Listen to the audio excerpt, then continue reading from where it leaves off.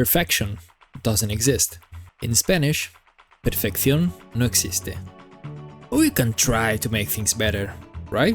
Hello everyone, I'm Cyberslade, and I don't know why I did that kind of intro, but I know what 11 things I would like to see in Zenless Zone Zero. And without further ado, let's begin.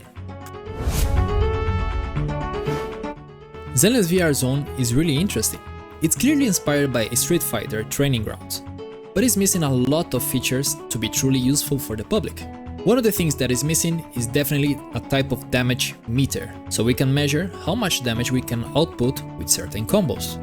But let's not stop right there. It needs to add more enemy options, where we are able to see the weaknesses and the stats they have, and to be even better, you guys know the option of boosting the level of the agents in the Lost Void, right?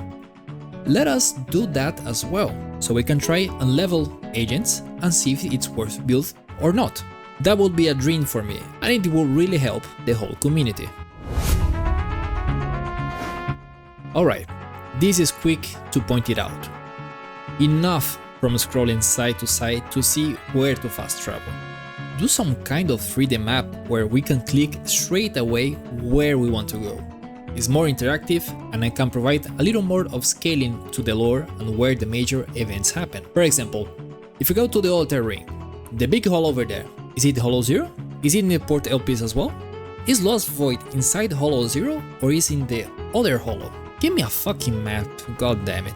I'm tired of managing where I am.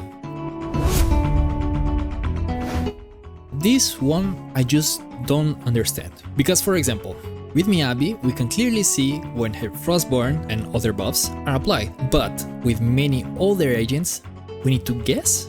And also drive disc buffs. Why I cannot see how many stacks of Woodpecker I have active? How many seconds of my Hormone Punk I have left?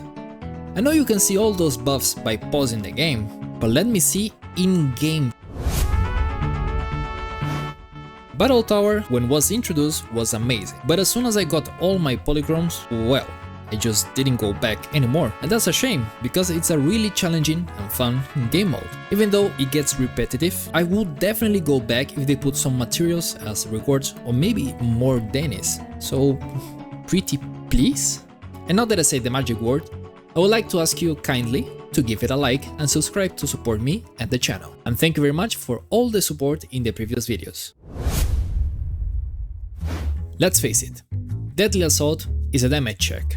You can test your hands if you want to flex, but it's not truly a skill check like Disputed Node was at its time. I remember perfectly when the Disputed Node was introduced to SHIYU defense, and it was a really positive feedback by the community. You are really fighting to not get hit and die, so why not implement a truly hard endgame content like that again? But in the last stage, let's remove the yellow and red flash. As for rewards, well, it can be the same as Deadly Assault, or a little bit more, maybe? I don't know. I just think that a weekly endgame with a real skill check would be awesome for players who want a good challenge without needing to go through 30 floors in the Battle Tower. This might be a little controversial, but TV mode was really crucial for the immersion of the game. Sure, it has some flaws, and sometimes when it was excessive, it gets boring real quick. But it's a really good device of showing off how the proxy works, and it's also a really different take from other games. We are the brain, the agents are our muscle. There's two very important things about TV mode that needs to happen for it to come back. It should be short, and the puzzles should be better. No more Osu minigames, we are not kids anymore. And please, make some effort in the dialogue between gameplay. If the characters who are speaking are not in the screen, at least show a little picture on the side to indicate they are communicating remotely. Don't show just plain white text, and for the love of God, speed up the dialogue in gameplay. Don't make me wait 5 seconds between each character when I already finished the fight 30 seconds ago. ZZZ had some bangers events, and it's really a shame that many of them we can't play anymore. The tower defense, lighter fighting minigame, the photo mode, fishing. I think that implementing those things time to time and improving a little bit on it, don't be lazy, would be awesome and add a little more flavor and life to the game. Imagine the race event from Sons of Calidons. A little Mario Kart, but each agent has a special ability, like Caesar, gives you a shield bubble that block projectiles, or Bernice gives some nitro boosted speed, blasting her theme song, who knows. It doesn't need to be all the agents, just a handful of them. I'm sure players will love it. In the version 1.6 we have the story of Hyuko Vlad, but there's a lot of things that might have confused players. For example, if you haven't done Lycon's story, you wouldn't know until now about Mockingbird or Hugo, and also they should have informed about the need to do Envy's story before starting the main quest. In general, I think the lore of ZZZ is very rich and interesting, but it's spread all over the place, including limited events, YouTube videos, secondary quests, and even Hollow Zero. So it wouldn't be a bad idea to have an encyclopedia or a diary about the lore of ZZZ, and maybe a clear chronological order of when things happened until now. We have something that tries to do that, but is very poorly executed, missing a lot of information on terms that many players don't even know up until now, and would greatly improve the game overall. You know how much I hate that they removed the taunt from Lighter? It was so fucking cool, man. They could do just like Devil May Cry and get a little extra decibels by taunting the enemy. That would be fire, man. Imagine if we could send a little kiss with Nicole to enrage the mobs. Or maybe do some little tricks with Billy Guns. But wait, why Nicole is the only one who has a hidden combo?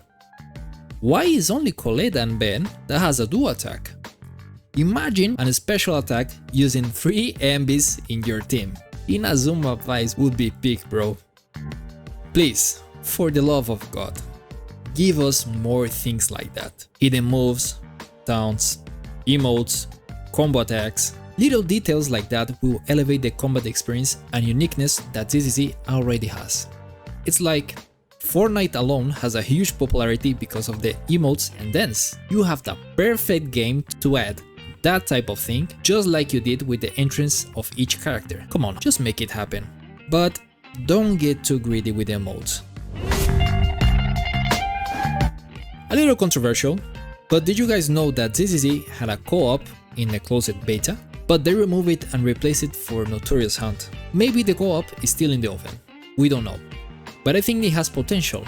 My only concern is how many agents we can use on the field, because I know I'm not fucking locking on support unless it's Okako or Lucy. Not happening. And about PvP, I think you can do it, but only if they divide in 3 categories. One for whales, who have more than 2 copies of each character, one for up to M2 characters, and the rest mixed. I think M2 is when some agents get really broken, so separating limiting agents or even balancing just for PvP would be nice.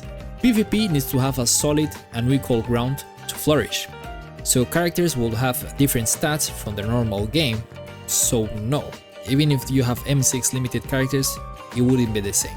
So I don't know, just deal with it. When I think about PvP, I think something similar to Dragon Nest, where each character had some poise and at least 2 or 3 cooldowns to prevent the player getting staggered to death and having a fair chance to fight.